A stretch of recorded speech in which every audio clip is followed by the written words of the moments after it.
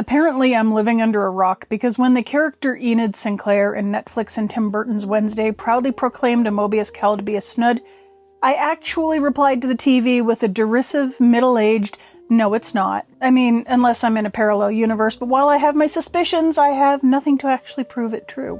There are enough other YouTubers who have crocheted their own version of the Enid Snood that I really don't think I could add anything new to that particular conversation. And I've got granny squares galore if I want a quick crochet project. I haven't invested in loads of chunky red heart in multiple colors of red and pink. What I do have is some red heart roll with it in an amazingly similar series of colors. So what I'm going to do is indulge in some knitting and make a large Mobius loop cowl by Kirsten Schneider. I'm going to be completely honest, I haven't done near enough knitting over the past 2 years, and it's the craft I love the most, so it's an indulgence. The cast on is a bit tricky. It took me a few tries to get it right. Either I didn't count my stitches on right, or I had too many twists in the cable. Let's just say it's a fun one and leave it at that. Though if you check out the late cat Bordhi's YouTube channel, she shows the basic cast on, and from her it makes sense. After that though, it's smooth sailing. You'll see. Let's get into it.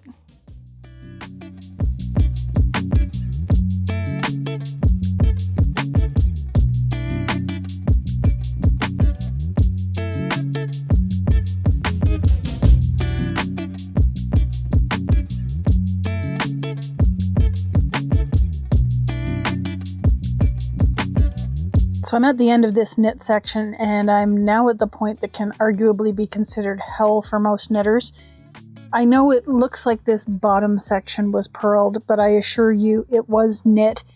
It's just what it looks like after passing the twist in the loop. So now to continue on, I need to purl. And I'm calling shenanigans because I just don't wanna. I mean, I don't like to purl at the best of times, and purling 12 rounds of 400 stitches, no thank you. So what I've decided to do is I've decided to cheat. So I stopped at my beginning of round, which is right here, and I just turned the project. I also turned it inside out, as much as there is an inside out, considering it's already twisted. If there's a gap when I rejoin at this point, I'll figure it out. After all, a purl is just the opposite of a knit, and I'll do this whenever I have to switch between knit and purl sections, so 4 more times. Yeah, there's no way they could have ever gotten me to do that much purling.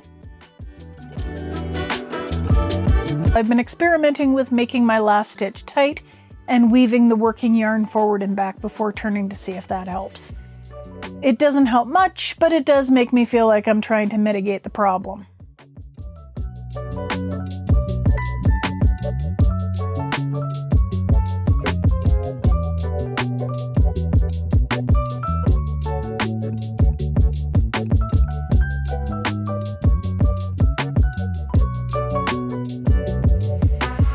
Infinity Cowl spent a while in timeout.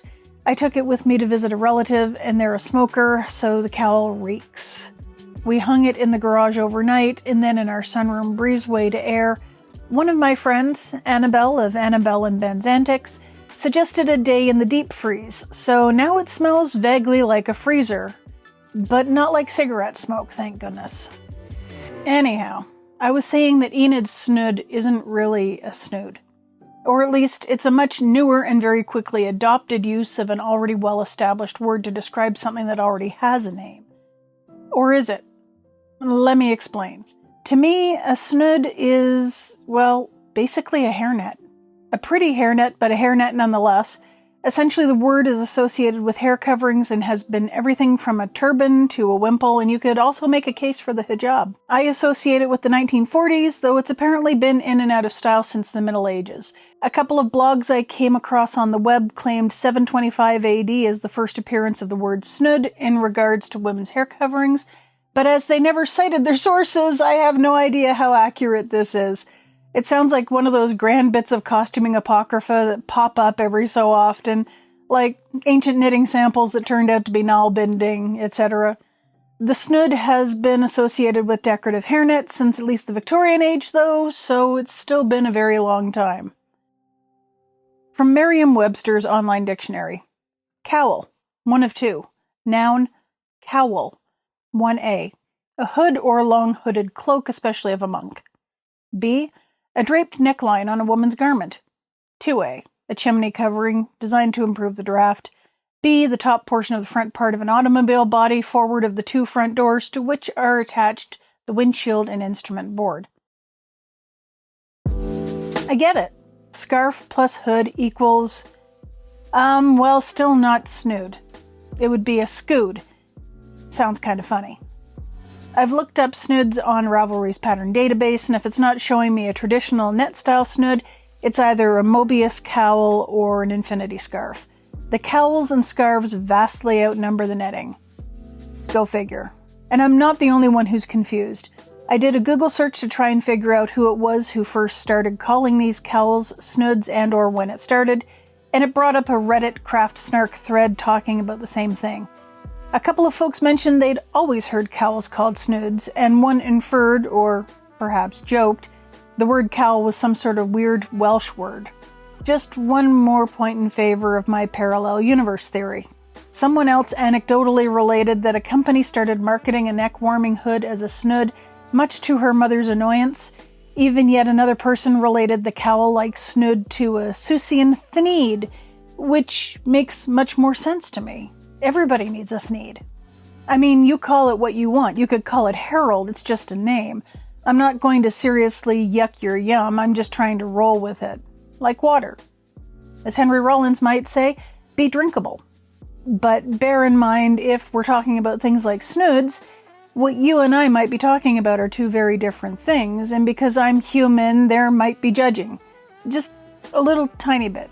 But I am trying. Maybe not very hard, but some effort, however minimal, is being made. I don't even think it's a kids these days issue. The amount of other knitted snood projects, I think what probably happened is someone came up with a loopy-doopy cowl, didn't want to use the words infinity or Mobius for whatever reason.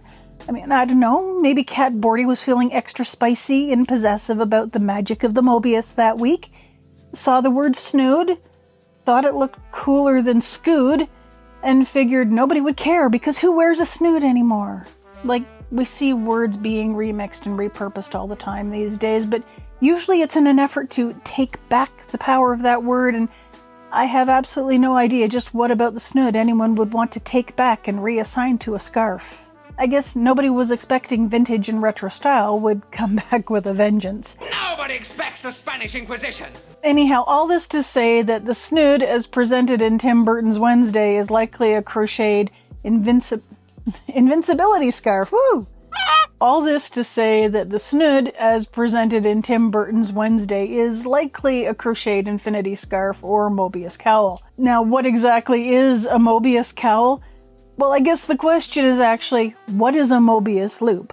The cowl part is pretty self-explanatory. It keeps your neck and possibly your shoulders and head warm. A Mobius strip is a looped surface with one single plane. It's like if you took a piece of paper and turned it into a loop, put a twist in it just to make it look more interesting. It's a loop, right?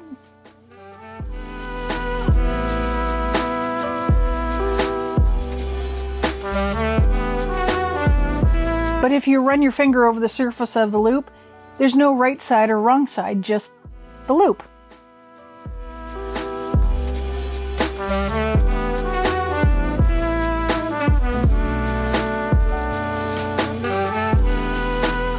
Magic! It's some serious MC Escher shit is what it is, and I absolutely love it. Any sufficiently advanced technology is indistinguishable from magic. Somehow, I don't think Arthur C. Clarke was talking about yarn. Sounds more like something Leonard Susskind would do. He's one of the fathers of string theory for you kids in the middle rows who don't get the joke.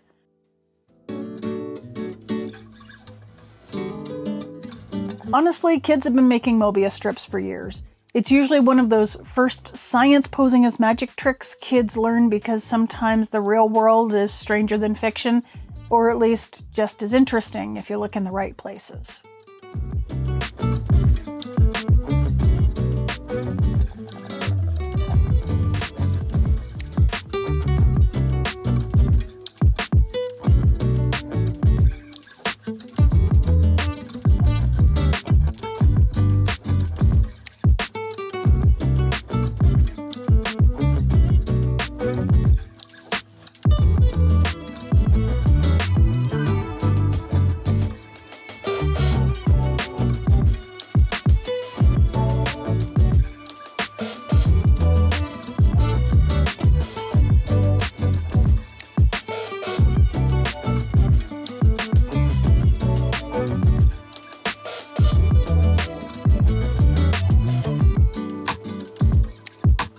Lest one think I didn't deign to purl at all during the entirety of this project, I present to you purling.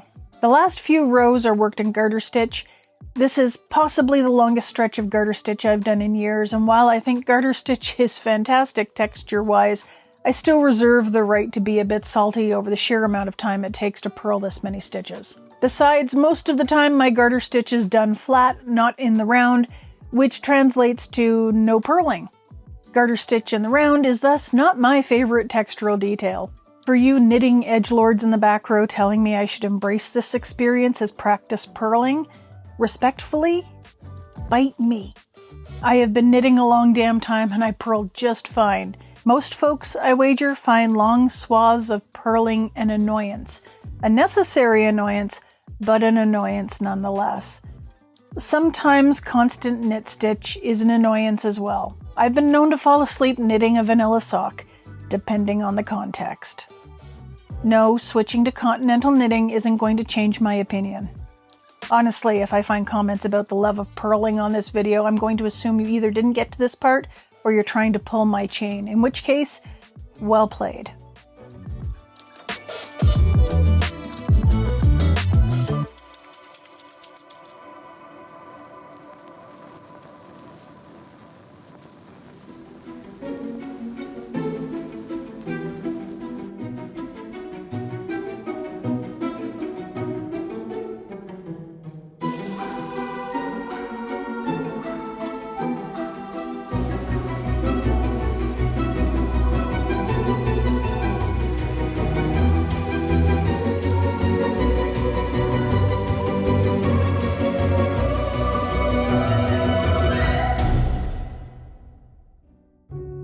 The thing I'm loving about my Mobius loop / infinity cowl / Wednesday-ish snood, while it's going to come in handy for the winter, I can use it year-round. I made mine wide enough to be used as a shrug in a pinch, so if I'm feeling a little chilly on a summer evening, I can just bring the cowl with me. The cast-on was a bit of a challenge, and the sheer mass of the fabric was annoying to move around. That's likely due to the size I chose, though, rather than the actual construction.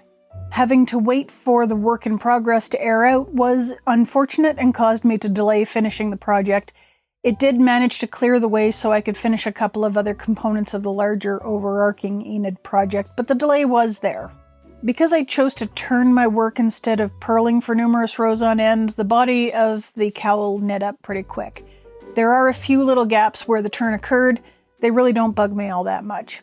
However, because the shrug is reversible, it makes it a little bit harder to hide joins and bind-offs. So I have at least one area where I wove in some ends, and the final bind-off, which will likely be turned to the inside of the cowl wherever possible. And yeah, I understand why the loop was finished with garter rows. Again, just harder to bind off and not have your tail end come loose. If I make this kind of shrug or cowl again, I think I'll use a standard knit 2 purl 2 on the outside edge. Hopefully that will also make the last few rows go a little bit quicker, because the full rows of purling were an absolute slog. There's a reason I turned all of my work instead of doing all those purl sections.